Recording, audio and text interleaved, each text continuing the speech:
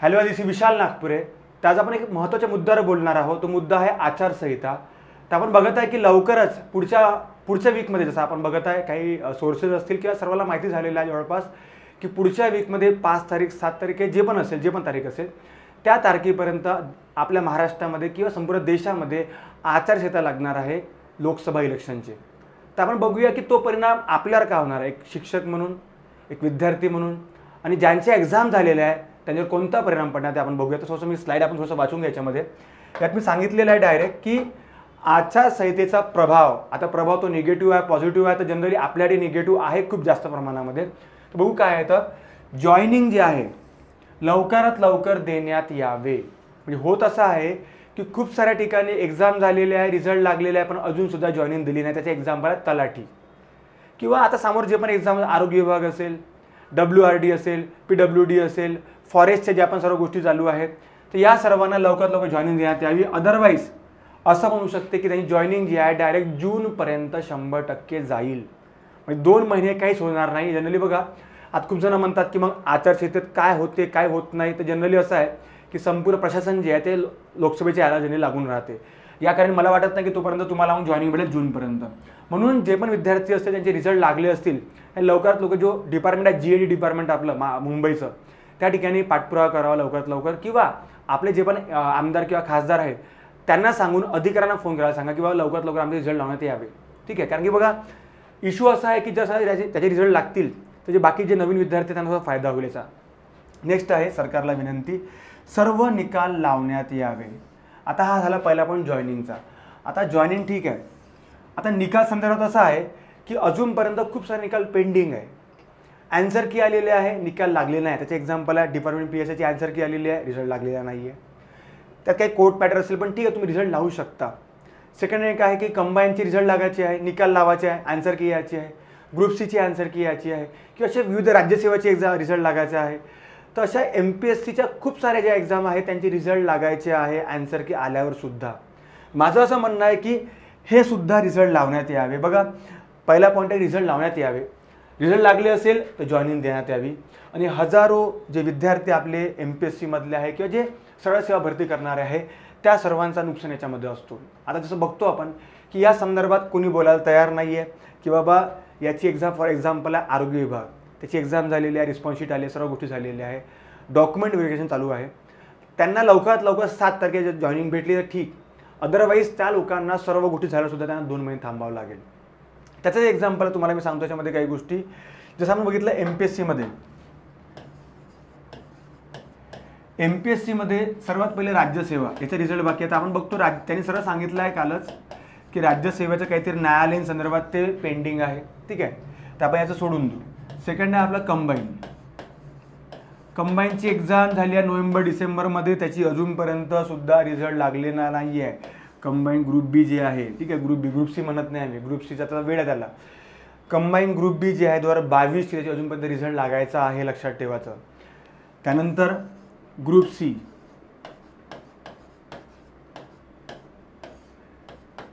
Group Cचा सुद्धा result लागायचा आहे अजूनपर्यंत. ॲन्सर की आलेली आहे, सेकंड ॲन्सर की जी आता येणार आहे लवकरात लवकर, फायनल ॲन्सर की आता रिझल्ट लागला पाहिजे. आणि आपण बघतो की 7 मार्च असेल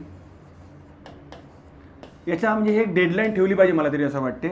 मग ते 12 मार्च असो, 10 मार्च असो, 14 मार्च असो, जेव्हा पण ते लागत असेल, जेव्हा पण लागेल. होते असं याच्याने की या संदर्भात जे पण विद्यार्थी आहे हे झाले आपल्या MPSCचे विद्यार्थी. पण जर आपण बघितलं इतर सरळ सेवा,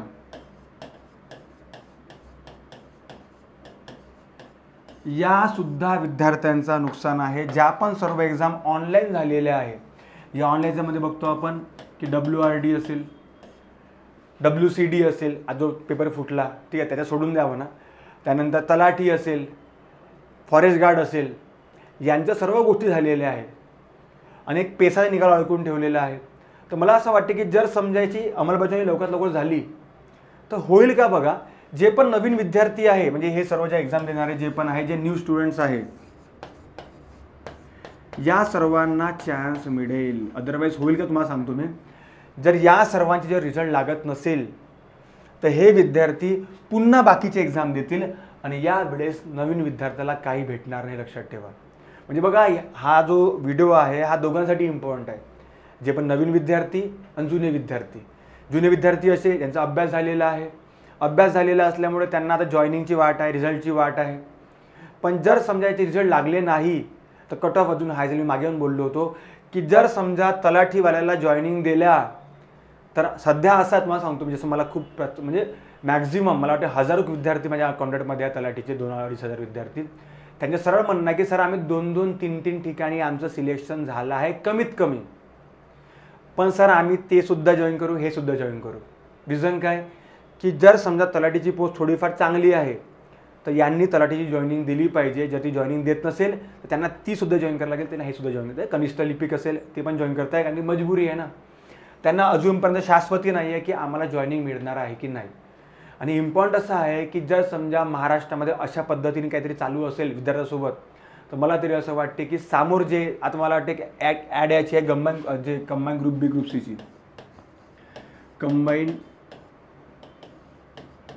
ग्रुप बी आणि सी 2024 ही ॲड यायची अजूनपर्यंत ॲड यायला पाहिजे. तुम्हाला वाटते 2 दिवस बाकी राहिलेले आहे आणि त्यांनी सांगितलं आहे की फेब्रुवारीमध्ये एनी हाऊ ती ॲड येईल आणि तरच जूनमध्ये एक्झाम होईल. जर समजा इथे जर ॲड येत नसेल तर मग पुन्हा इश्यू होणार आहे. आता बघू 2 दिवस बाकी, तर ऑब्व्हियसली उद्या परवा येईलच ॲड म्हणा.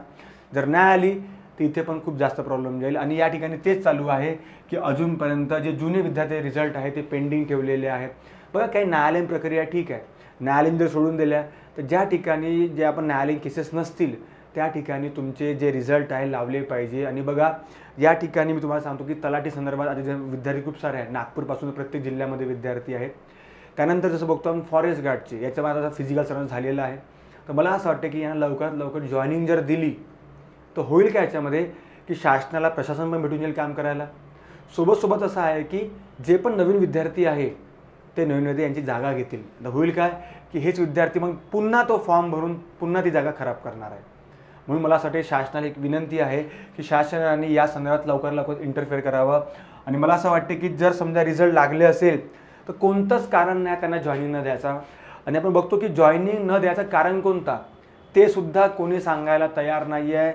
विद्यार्थ्यांनी मुंबई असेल, पुणे असेल, ज्या ज्या ठिकाणी ऑफिसेस आहेत त्या ठिकाणी सर्वांनी ते जाऊन आलेले आहेत, पण अजूनसुद्धा विद्यार्थ्यांना अजूनपर्यंत उत्तर देण्यात आलेले नाही आहे. तुम्हाला सांगतो मी हजारो विद्यार्थी ते मला रोज मेसेज करतात बिचारे की सर रिझल्ट कधी येणार आहे, रिझल्ट कधी येणार. बा मला मी होतो फ्रस्ट्रेट, पूर्ण चिडून जातो.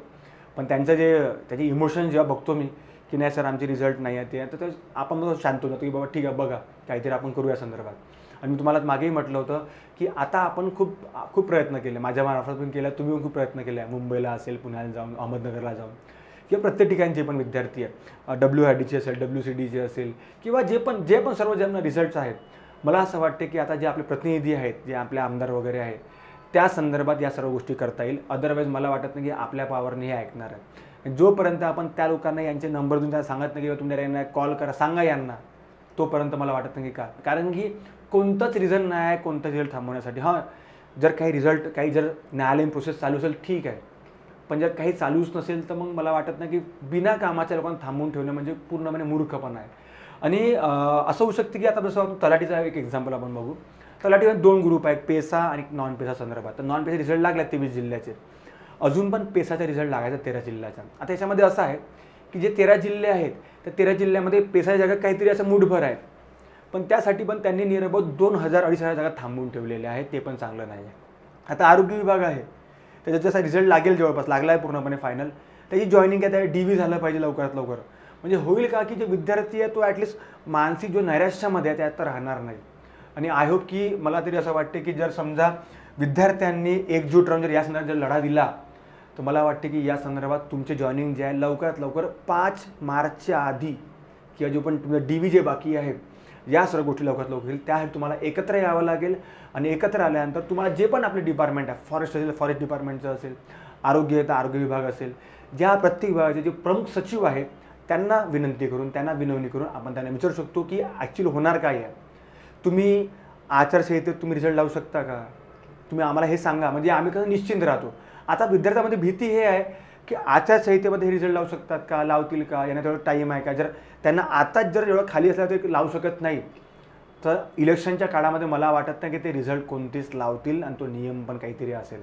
ठीक आहे, शासनाला ते जनरली असं आहे की गव्हर्नमेंट जे आहे त्याला जनरली काही गोष्टी करता येत नाही, पण एका अधिकाऱ्याला ते पॉवर्स आहे का, ते पण कोड ऑफ कंडक्ट जे म्हणतो आपण आचारसंहिता, त्यामध्ये ते पण इम्पॉर्टंट आहे. तर मला वाटते की तुम्ही आपले जे पण संबंधित डिपार्टमेंट आहे सर्वांना विचारलं पाहिजे. ठीक आहे, तर बस हा आपला एक साधा एक व्हिडिओ होता.